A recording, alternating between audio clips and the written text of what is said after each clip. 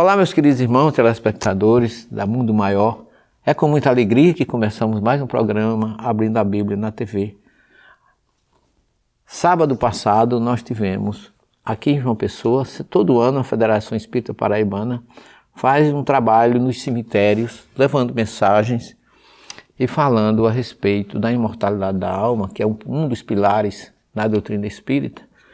E eu fui convidado para fazer uma conferência lá. Foi muito boa, a experiência é sempre muito boa, a gente leva sempre alguma mensagem para pessoas que ainda são escravas, ou pela desinformação, ou pelo dogma religioso, ainda estão submetidos a muitos preconceitos, porque o preconceito é a ausência de conceito.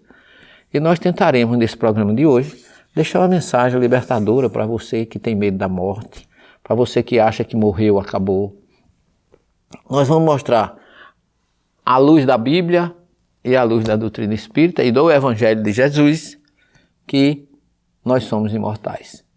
Então o nosso programa fala de imortalidade da alma, o dia de finados e a doutrina espírita. Ok? Então vejamos o seguinte, nós vamos partir de um versículo que está no capítulo 11 do Evangelho de João, versículo 25. É naquele episódio da morte de Lázaro, quando Jesus chega na casa de Lázaro, lá em Betânia. Eu já estive ali várias vezes, foi uma experiência muito rica para mim. E aí Marta fala, com muita dor, logicamente, sabendo que Jesus era muito amigo do seu irmão, e diz assim: Senhor, se estivesse aqui, meu irmão não teria morrido. E Jesus diz para ela: teu irmão ressuscitará. E ela diz assim: eu sei, Senhor, ele vai ressuscitar na ressurreição do último dia. E Jesus usa uma expressão hebraica que diz assim: Marta, ani hatekumá vehahaim, eu sou, os tradutores colocam assim, eu sou a ressurreição e a vida.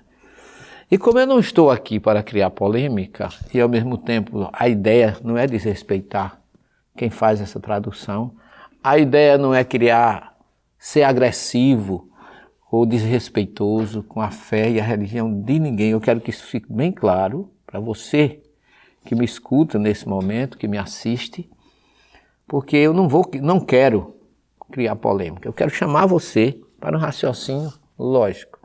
Veja bem, para o judeu, e eu quero trazer aqui Jesus como judeu, para o judeu só quem é Deus. Por isso que o verbo ser em hebraico, na primeira pessoa do singular, não existe. Eu não digo em hebraico, ani, eu sou celestino, digo apenas eu celestino. Não existe o sou, porque só Deus é. E por causa de muitas traduções, e por causa de muitas tendências, que as pessoas querem que Jesus seja Deus, embora ele nunca tenha dito que era Deus, e ele como judeu, ortodoxo, conhecedor da Torá e de tudo isso, ele criaria uma polêmica muito grande. A gente vê, quando Jesus disse antes que Abraão fosse, eu já era, e isso criou uma dificuldade para os judeus daquela época. E ele não disse, eu sou a ressurreição e a vida. Pela lógica, pelo fato dele não ser Deus, e pelo fato dele querer realmente trazer conforto para a gente, como o verbo ser e estar em hebraico é a mesma tradução, eu entendo, pela lógica, pela razão e pelo bom senso, que Jesus deve ter dito a Marta: eu estou na ressurreição e nas vidas, porque Jesus está em todo canto. Aonde estiver mais de um reunido em meu nome, aí eu estarei. Então esse é o princípio que nós colocamos para você entender melhor as nossas colocações, que mais uma vez eu ratifico, não é desrespeitosa, é para que você tenha uma ideia e um conceito diferente do que lhe foi informado até hoje. Você não é obrigado a seguir esse conceito diferente, mas me prometa que vai refletir e pensar sobre ele. Imagine Jesus chegar aqui e querer se passar por Deus, porque ele nunca disse, até quando chamaram ele de bom, ele disse: por que me chamas de bom? Bom é meu Pai que está nos céus. Quando Salomé pediu a ele que colocasse João à direita e Tiago à esquerda, quando ele estivesse no reino dele, ele disse: mulher, tu não sabe o que estás me pedindo. Eles podem até estar preparados para beber o cálice que eu vou beber, mas sentar à minha direita e à minha esquerda não cabe a mim decidir. mas é meu Pai que está nos céus. Então Jesus na cruz diz, Pai, em tuas mãos eu entrego o meu espírito. No Monte das Oliveiras, lá em João 17, ele diz, Pai, chegou a minha hora.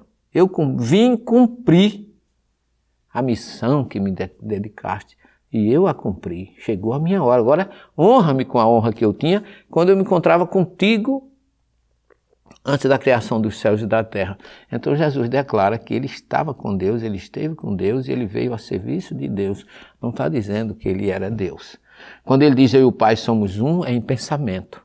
É naquilo que ele realmente realizou, sintonizado com a vontade do meu Pai. Qual é a vontade do meu Pai? Eu vim para fazer a vontade do meu Pai. E a vontade do meu Pai é que vocês o amem e entendam e respeitem aquele que ele enviou, Jesus o Cristo. Então ele está falando dele e está falando de Deus. Feito este preâmbulo, eu pergunto qual é a origem da dúvida que existe com relação ao que muita gente diz quando a gente morre, a gente se acaba. Vamos começar pela origem. Moisés escreve lá no capítulo 2, versículo 7 do Gênesis, que Deus criou o homem do pó da terra e que Deus criou esse homem de duas partes distintas. Do afar min ha-adamá, ou seja, da essência, da pureza, tirado da Adamá, que é solo puro, daí Adamá veio Adão. Então o Adão é o homem e a mulher que surgiu das estruturas do planeta, porque o nosso corpo tem tudo que o planeta Terra tem. Água, sais, minerais, tudo que tem no nosso corpo faz parte do planeta Terra. E isso é do corpo físico.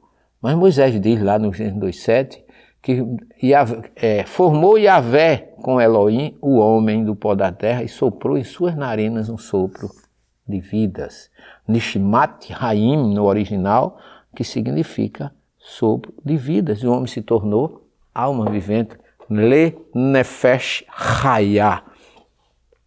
O homem tomou forma com princípio vital composto de duas partes. Da parte material e da parte espiritual. E lá no Gênesis 3,19 está escrito, tu és pó e ao pó retornarás. Mas quem retorna não é o espírito, não é a centelha divina, é apenas o corpo físico.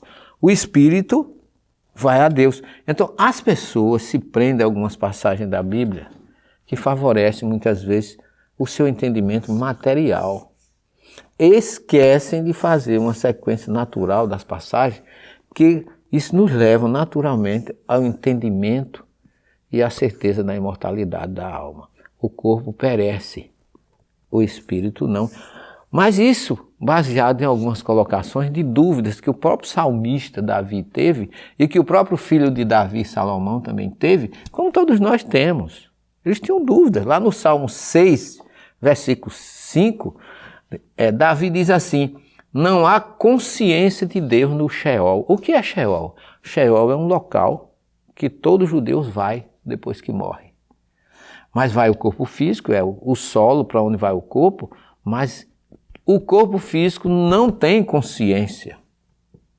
O espírito tem. No Salmo 146 diz assim, exalam o espírito, veja bem, exalam o espírito e voltam à terra, e no mesmo dia perecem seus planos. O exalar sai o espírito e todos os seres materiais voltam à terra. Mas o mesmo salmista diz assim, depois de algumas colocações, depois dessa colocação, ele diz, vários salmos de Davi diz assim, Deus é misericordioso e não deixa a nossa alma no Sheol. Então existe o Salmo 86, o Salmo 19, vários salmos falam de que Deus é misericordioso e não deixa a nossa alma no Sheol. Quem fica é o corpo. O espírito é conduzido para Deus. Isaías 38:18 diz isso, confirma isso, dizendo assim, o Sheol e a sepultura não te reconhecem. Ora, aí agora a gente vai falar um pouquinho do famoso Deuteronômio 18, que Moisés proíbe a consulta aos mortos. Olha, se os mortos não têm consciência, logicamente, se ele regularizou, porque na verdade ele não proibiu, se ele regulamentou, é porque o espírito dos mortos poderiam voltar. Senão ele não teria regulamentado. Como é que ele podia condenar o contato com algo que não existia? Porque a gente já sabe que o pó volta ao pó, mas o espírito que exala, como diz aqui o Salmo 146, e o primeiro livro do Reis, no capítulo 22, 19, fala de espírito. Então o espírito se aproximou e colocou-se diante de Yahvé.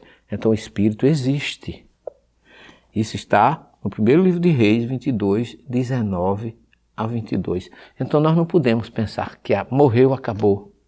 Vai dormir até uma ressurreição final. Não, Jesus está em todos os lugares, por isso que ele não diz que eu sou a ressurreição, mas eu estou na ressurreição e nas vidas. Aonde estiver qualquer ser desse planeta, tem Jesus ao seu lado.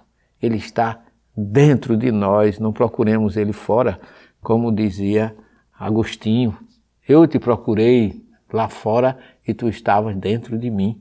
Então, essa colocação de Jesus, de que eu não sou, mas eu estou, é muito mais coerente do que a maioria aceita, porque aí ele está coerente de que ele realmente não é Deus, e quando eu digo isso, não é diminuindo Jesus. Pelo contrário, para mim ele é o Deus do planeta Terra, mas ele não é o Deus absoluto que criou e cria todo esse universo e todos os planetas. Ele foi o enviado, o ungido de Deus que veio ao planeta Terra para cuidar de nós. Mas não saia daí que nós vamos continuar isso na segunda parte do nosso programa, porque temos mais coisa ainda para argumentar, citações bíblicas para você refletir, conferir e refletir. 1 minuto só, não saia daí.